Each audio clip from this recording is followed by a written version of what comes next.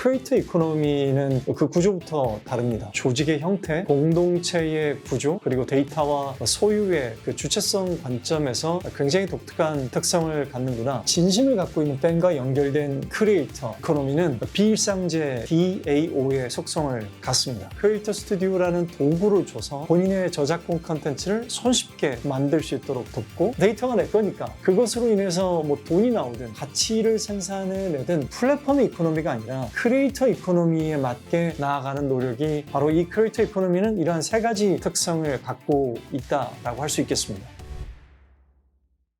안녕하세요, 오지큐 신철호입니다. 오늘 우리는 크리에이터 이코노미, IP와 NFT가 만들어내는 수익 생태계에 대해 이야기하겠습니다.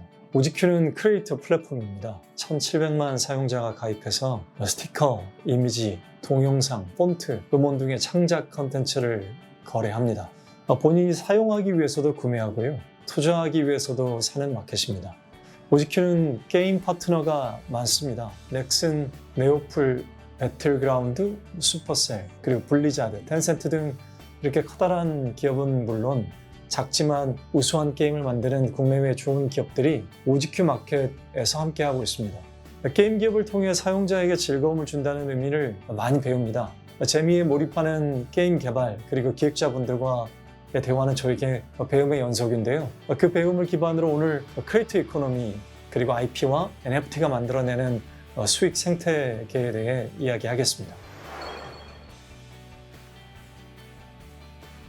자, 플랫폼을 중심으로 바라보고 사용자를 가두려는 시각이 오랜 시간 있었습니다. 그 세 가지 특성은 이렇습니다. 한마디로 가두리 양식장이죠.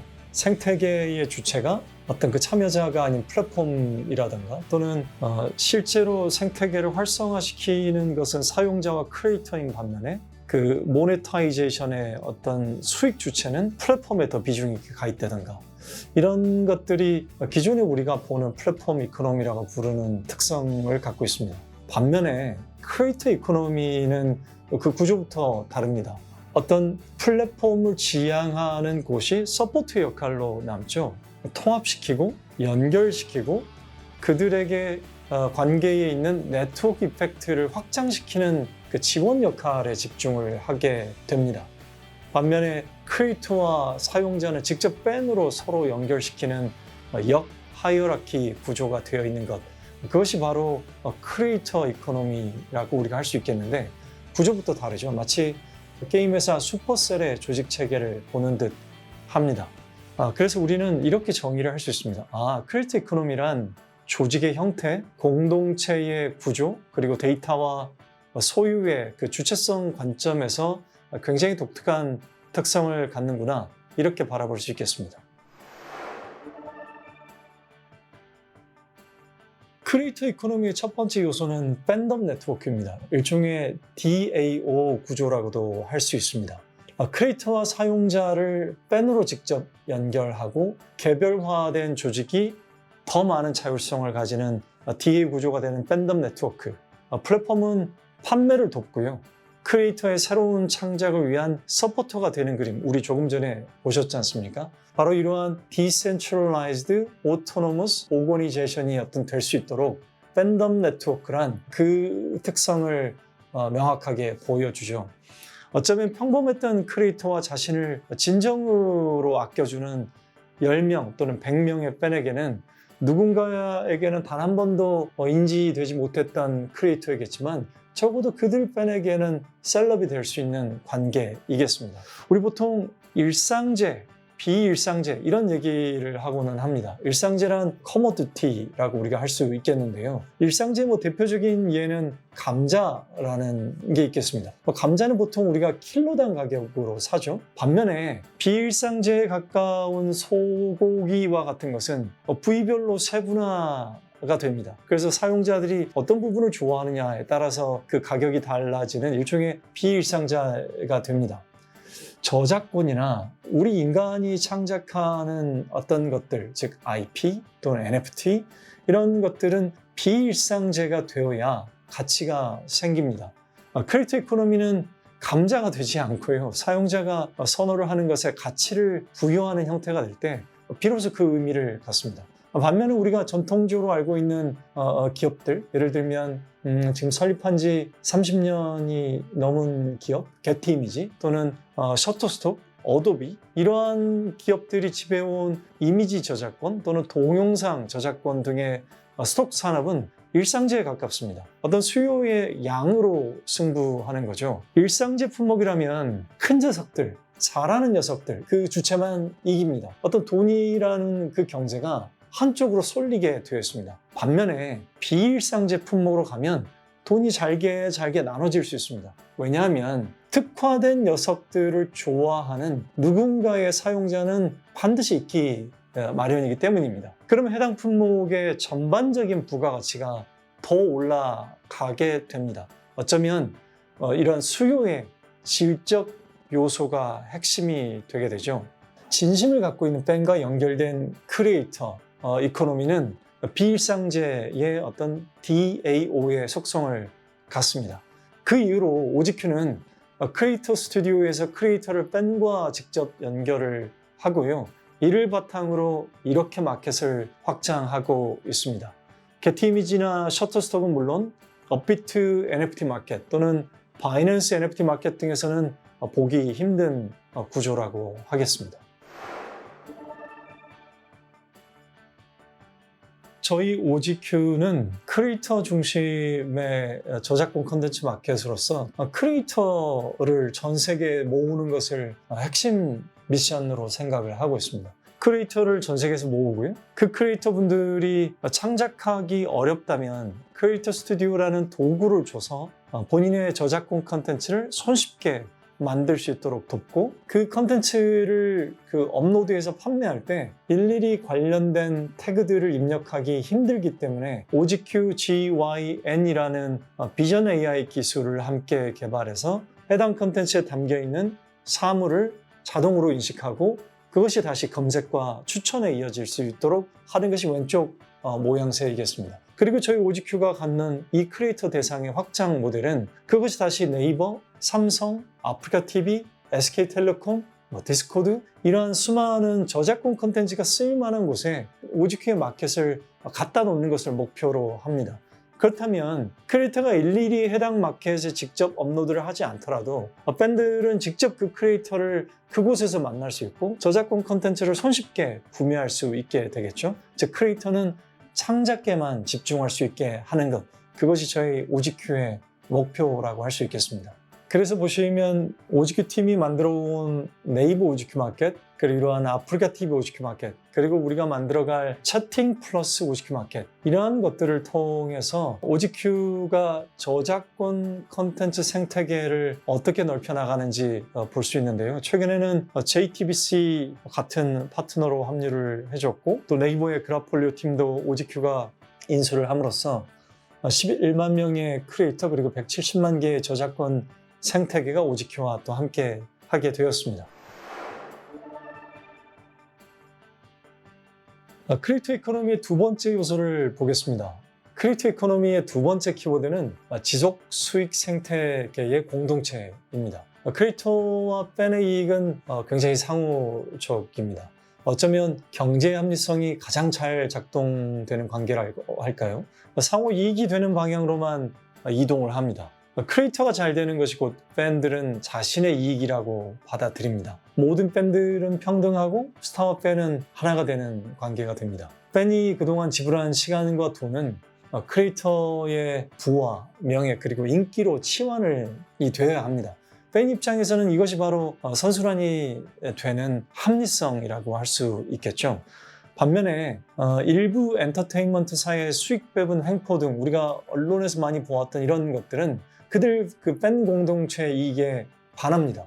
인플루언서라고 부르면서 어뷰징이 가득하거나 허수가 가득한 100만 명의 팔로우 팬이 있는 것보다 크리에이터의 모든 창작물에 1년에 최소한 10만 원, 100만 원가량을 쓸 수 있는 그런 의지가 있는 팬덤 1000명을 모으는 것이 훨씬 더 강하다는 것을 이제는 아시는 분들이 많이 늘었습니다. 그렇게 되면 크리에이터는 팬이 어떤 사람인지 그리고 그들의 이름과 특성을 기억하고 챙기기 더 쉽습니다. 왜냐하면 뭐 모집단이 많지 않으니까 어떤 분들이 나를 이렇게 아껴주는 거지? 그분의 성함은 뭐지? 저분은 어디가 어떤 생각을 갖고 사는 분들이지? 이렇게 그들을 더 챙겨주게 되고 그럼 더 공고한 관계를 갖게 되는 거죠. 어쩌면 대형 유통사를 거쳐야만 이러한 창작 콘텐츠를 판매하는 경로를 확보할 수 있었던 종전과는 달리 클릭 한 번으로도 크리에이터가 팬들과 직접 소통하거나 거래할 수 있는 기반 덕에 더 개별적이고 더 희귀한 팬들의 요구사항에 직접 응답할 가능성도 잇따라서 높아졌습니다. 그래서 첫 번째 요소인 지원으로서의 플랫폼은 필수적입니다. 오지큐에 활동하시는 1,700만 가입자와 100만 명 크리에이터 분들은 약 3억 3천 개의 IP를 업로드하면서 유료 또는 무료로 판매에 참여하고 있습니다. 지금 보시는 화면처럼 라이선싱 수익의 70% 그리고 NFT 수익의 90%를 배분받게 됩니다. 이 베이시가 최근에 그 저작권을 상품화하는 것을 같이 풀었죠. 이런 IP를 활용한 굿즈 또는 이런 IP 상품을 NFT 홀더나 저작권자가 일일이 생산, 포장, 배송, CS, 환불 작업을 거치지 않아도 그 상품화할 수 있게까지 오지큐 마켓은 덥습니다. 지금 보시는 화면처럼 네이버 오지큐 마켓의 음악 라이선싱 또는 크리에이터스의 어떤 NFT 마켓 그리고 지금 보시는 화면처럼 네이버 오지큐 마켓의 IP 굿즈 상품들은 크리에이터의 이러한 생태계와 지속적인 수익 공동체가 어떻게 일어나게 만들까라는 것에 대한 저희 오지큐 팀의 고민의 산물이었습니다.